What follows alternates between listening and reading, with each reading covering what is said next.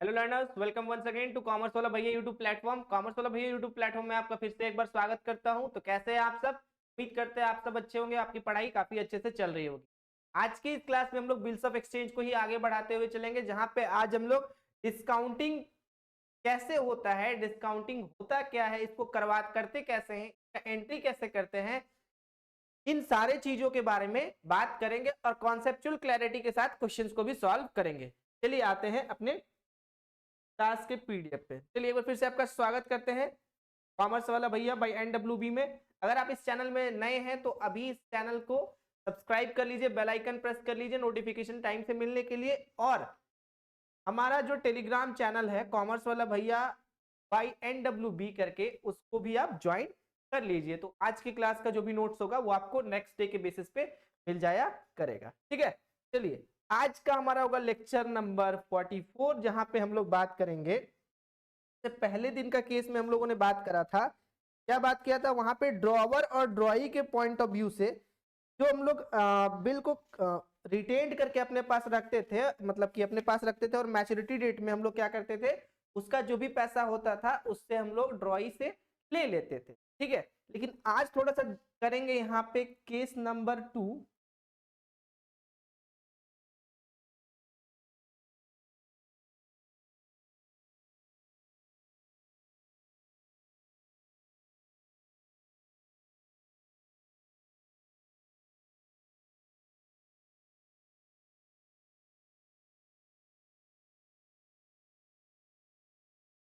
बात करते हैं 2। केस 2 में हम लोग क्या बात करेंगे, when the bill is counted from the bank for maturity period। तो मैच्योरिटी पीरियड के पहले ही हम लोगों को पैसे का जरूरत पड़ा, और वो पैसे के जरूरत के लिए हम लोग क्या गए, बैंक पे गए, और बैंक को बोले कि भाई मेरे को इतने पैसे की जरूरत है, आप मेरे को क्या करो, ये मेरा अकाउंट है, आप मतलब मेरे पास एक बिल रिसीवेबल है, इसे आप रख लो और बदले में मेरे को कुछ पैसा दे दो। तो बैंक बोला कि कुछ पैसा नहीं, मैं जो अपना डिस्काउंटिंग चार्ज होता है उसको काट लूंगा, उसके बाद तेरे को पैसा दे दूंगा। चलो इसको एक एग्जाम्पल के बेसिस पे समझो। ठीक है, ड्राइंग तो मेरा उतना अच्छा है नहीं, कोशिश किया जा सकता है।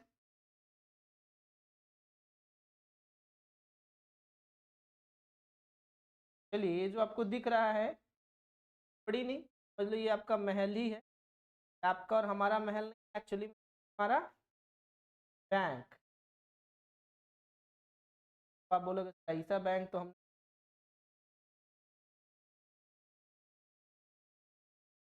Sure bank. ठीक है, ये आपका हो गया क्या, बैंक। न्यू जैसा लग रहा है क्या?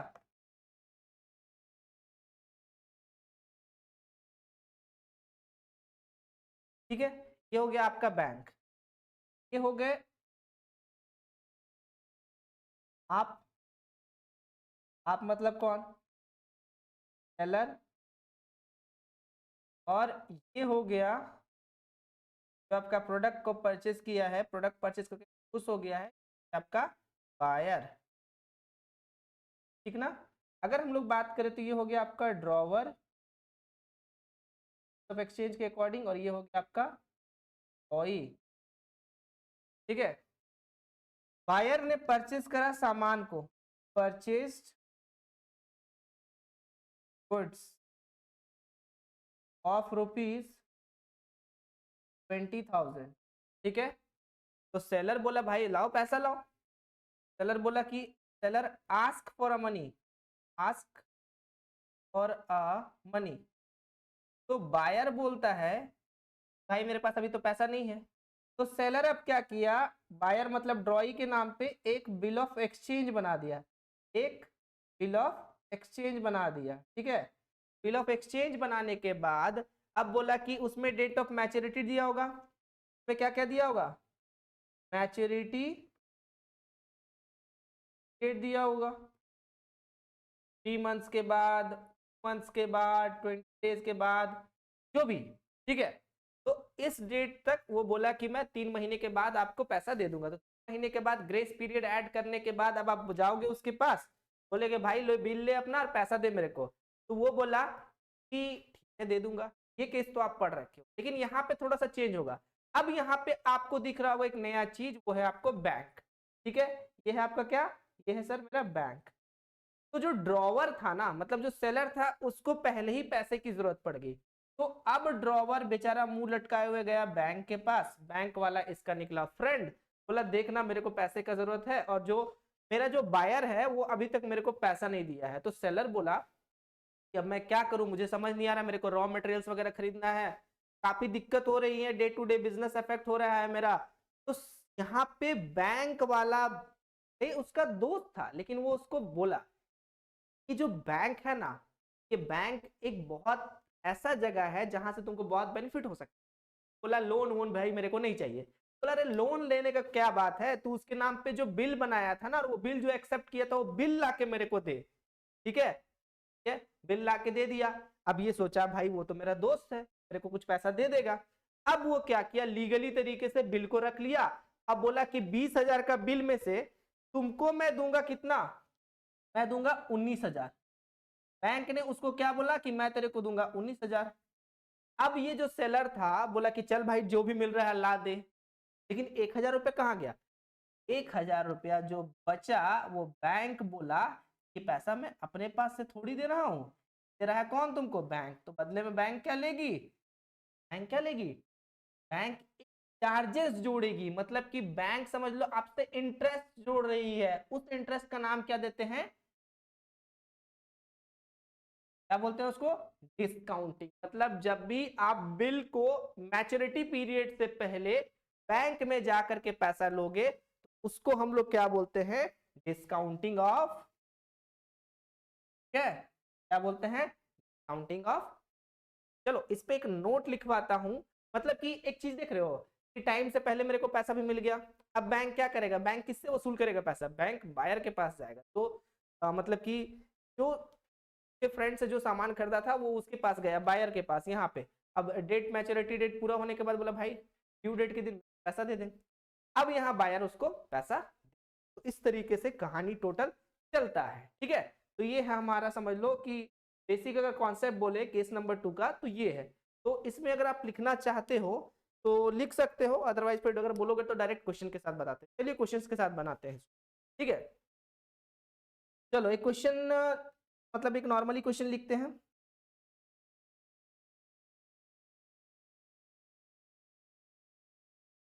छोटा सा क्वेश्चन लेंगे, बहुत बड़ा नहीं लेंगे, है ना। एक और क्वेश्चन लेकर के आएंगे आपको क्लियर। जैसे कि एक्स सोल्ड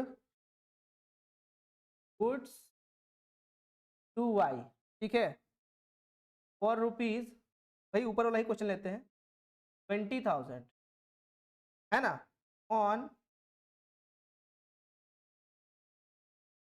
1 मार्च। चलो ठीक है सर, 2023, है ना। On the same day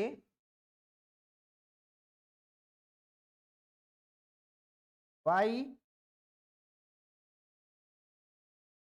accepted a bill drawn on him by, ठीक है,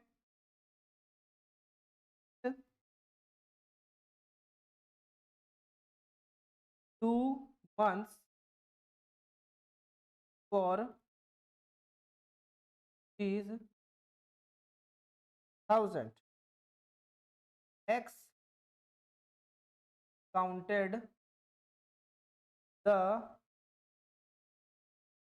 bill on 15th अप्रैल, ठीक है, 15 अप्रैल से अच्छा रहेगा कि कॉम्प्लेक्स क्वेश्चन बताएंगे, 1 अप्रैल और 1 अप्रैल 2023 at 10% per annum at his bank. Y met the bill at the maturity date में वाई उसको क्या कर दिया, पे कर दिया। मतलब कि X sold goods to Y, X ने गुड्स किसको बेचा, वाई को, कितने का, 20,000 का, ऑन 1 मार्च 2023 को। On the same day Y accepted a bill, उसी दिन वाई क्या किया, एक बिल को एक्सेप्ट किया, जो कि किसके द्वारा ड्रॉ किया गया था, एक्स के द्वारा बनाया गया था, 2 महीना के लिए 20,000 रुपया का। एक्स ने क्या किया, उसको पैसे का जरूरत पड़ा, एक्स जो था वो बिल को क्या कर लिया, डिस्काउंट करा लिया। कब, 1 अप्रैल 2023 को eight 10% per annum, 10% per annum में, ठीक है, मतलब कि 10% वो इंटरेस्ट के तौर पे या डिस्काउंटिंग बिल के तौर पे दिया होगा at his bank, and Y made the bill at the maturity date, और वाई मैच्योरिटी डेट में बिल को क्या कर लिया, पे कर दिया अमाउंट को, ठीक है। चलिए इसका हम लोग जर्नल बनाते हैं, सिंपली फॉर्मेट नहीं खींचेंगे, बस हम लोग देखेंगे कि जर्नल कैसे बनेगा। फॉर्मेट वाला जो होगा क्वेश्चन वो नेक्स्ट क्वेश्चन बनाएंगे, ठीक है। जर्नल ऑफ, पहले एक्स का बनाते हैं, एक्स कौन था, सेलर, ठीक है।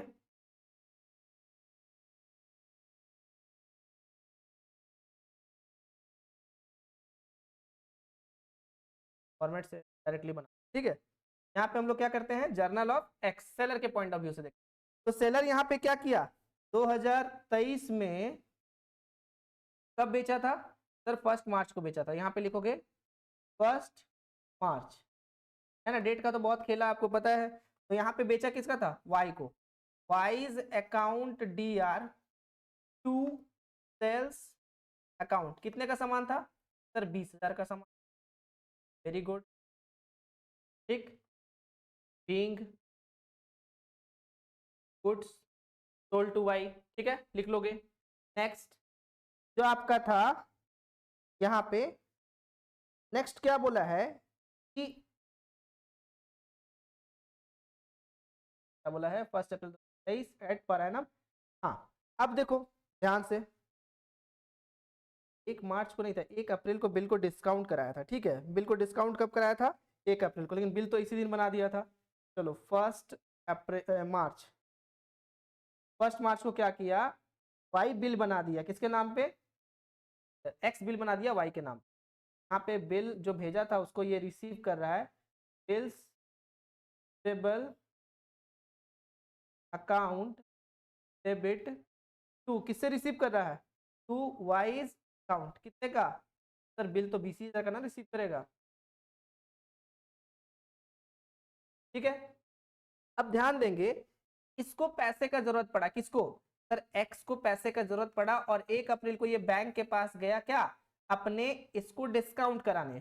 सर 1 अप्रैल को हम लोग कह सकते हैं क्या कि अगर ये डिस्काउंट कराने गया था तो कहाँ गया था, बैंक के पास, तो बैंक से इसको क्या मिला, पैसा मिला, बैंक अकाउंट डेबिट। सर साथ में कोई चार्जेस भी काटा था, डिस्काउंटिंग चार्ज, कितना, 10% काटा था, ध्यान देना, डिस्काउंटिंग चार्जेस, अकाउंट डेबिट,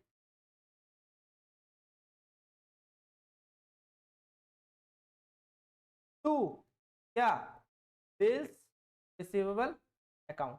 तो सर बिल तो था टोटल 20,000 रुपया का, थोड़ा यहाँ पे समझिएगा, है ना, यहाँ थोड़ा समझने वाली बात है कि 10% डिस्काउंटिंग चार्ज काटा था, तो 20,000 का 10% कितना हो जाएगा, तो आप पहले निकालने के लिए 2,000 होगा, कितना आ गया, 2,000, 2,000 अगर डिस्काउंटिंग चार्ज गया तो कितना अमाउंट बैंक में, बैंक से हमको कितना पैसा मिलेगा, बैंक मेरा कितना काट लिया डिस्काउंटिंग चार्ज, सर 2,000 रुपया बैंक मेरा क्या काट लिया, काउंटिंग, यहाँ पे लिख दो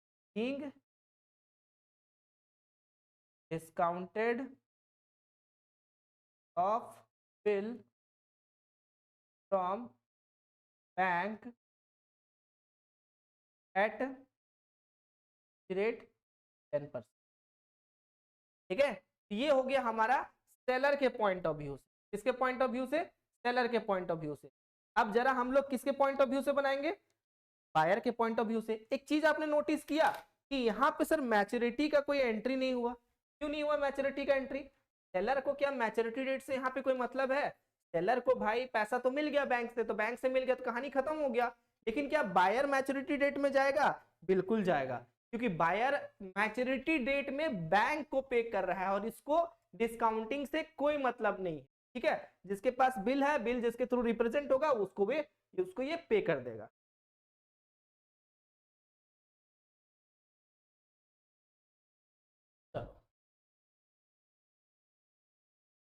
अब आते हैं, करते हैं चेंज कलर।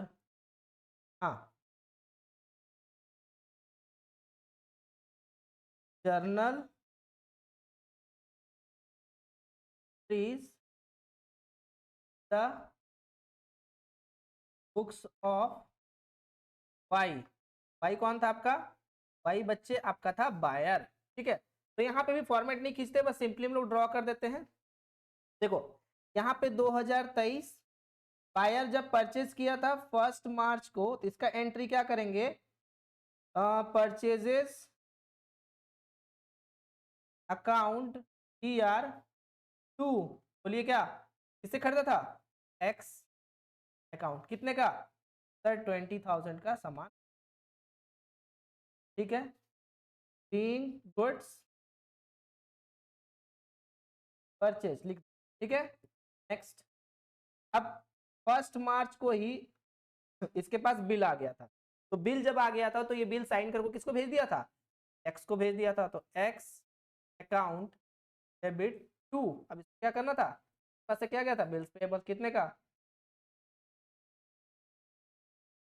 यहाँ लिख दोगे बीइंग एक्सेप्टेंस ऑफ। ठीक है, के बाद अब ध्यान दो, कितने महीने के बाद बोला था पेमेंट करेंगे? अब यहाँ पे समझने वाली बात है बच्चे, यहाँ पे ध्यान से देखेंगे। ठीक है, अब यहाँ पे बोला था ऑन 1 अप्रैल 2023 एट 10%। इसका तो कहानी खत्म हो गया बस। लेकिन यहाँ पे ये जो डिस्काउंटिंग का बात था वो सेलर के लिए बेनिफिट था, बायर के लिए नहीं था। बायर तो जिस दिन बोला है उस दिन वो पे करेगा। तो buyer on the same day Y accepted a bill drawn from him for 2 months. कितने महीने के लिए? 2 महीने के लिए। तो अगर कोई सामान आप 1 मार्च को खरीदे हो तो दूसरा महीना क्या होगा? अप्रैल। तीसरा महीना क्या होगा? 1 अप्रैल। मतलब कि 1 मार्च में, 1 मार्च में अगर आप 2 महीना ऐड करोगे क्या आ जाएगा? अप्रैल। मार्च के बाद अप्रैल और अप्रैल के बाद मई। मतलब कि आपको मई आया। कितना मई आया? 1 मई आया। ठीक है, और 1 मई में ऐड करने के बाद 1 मई में कितना दिन का ऐड करोगे? Days of grace. Grace 3 days का ऐड करोगे तो हो जाएगा कितना? 4। तब 4 मई को इसको क्या करना होगा? बिल पे कर। 4 मई को ग्रेस देने के बाद बिल्स पे करेगा। यहाँ एंट्री हो जाएगा बिल्स पेबल डाउन डेबिट 2। किसको? जल्दी बताओ। 2। इसमें तो कोई चेंज ही नहीं हुआ। क्यों चेंज होगा भाई? ये तो पूरा 20 का 20,000 रुपया पे करेगा। यहाँ पे बेनिफिट किसको हुआ? सिर्फ बैंक को नहीं, सेलर को भी बेनिफिट होगा कि उसका पैसा इतने समय तक फंसा हुआ नहीं रहा। 10% का डिस्काउंटिंग चार्ज दे करके वो क्या किया? पैसा अपने पास ले लिया। ठीक है, एक थ्योरी है, a bird in hand is better than bird in Bush. मतलब कि जो आपके पास आ रहा है अभी डिस्काउंट दे के भी वो ज्यादा अच्छा है कि वो 2 महीने के बाद फंसा हुआ रह गया। बैड डेब्ट भी हो सकता है। ठीक है, यहाँ पे लिख दोगे बीइंग अमाउंट पेड ऑन। ठीक है, तो हो गया आपका क्वेश्चन प्रॉपर।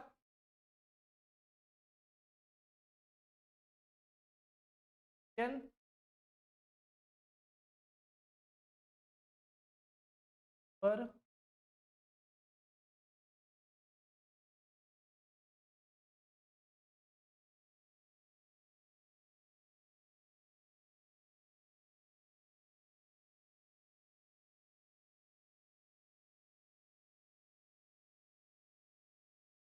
ठीक है, बेल आइकन को लाइक से सब्सक्राइब करेंगे। वीडियो अच्छा लग रहा है आगे लोगों को फॉरवर्ड जरूर। चलिए मिलते हैं फिर अगली क्लास में, तब तक के लिए पढ़ते रहिए। आज के इस कॉन्सेप्ट के साथ एक क्वेश्चन और इसमें लेकर के आएंगे, फिर उसके बाद फिर हम लोग नेगोशिएशन ऑफ बिल, उसके बाद फिर हम लोग बिल सेंड फॉर कलेक्शन, इन सारे से रिलेटेड क्वेश्चंस करेंगे। अभी मैं जो बुक फॉलो कर रहा हूँ वो मैं कर रहा हूँ डीके गोयल का, ठीक है। मुझे इसमें कंटेंट अच्छा लग रहा है, लेकिन कहीं कहीं भी फॉलो कर रहा हूँ, कहीं कहीं क्वेश्चंस लगभग सब में अच्छे ही दिए हुए हैं, आप बुक्स को फॉलो कर सकते हैं, ठीक है। उसके बाद फिर देखते हैं नोटिंग चार्ज वगैरह, जो सबसे ज्यादा प्रॉब्लम इसी में होती है बच्चों को, लेकिन बेसिक अगर आप नहीं समझोगे बच्चे तो समझ में नहीं है, ठीक है। चलिए मिलते हैं फिर, तब तक के लिए इजाजत, bye bye, take care, good night.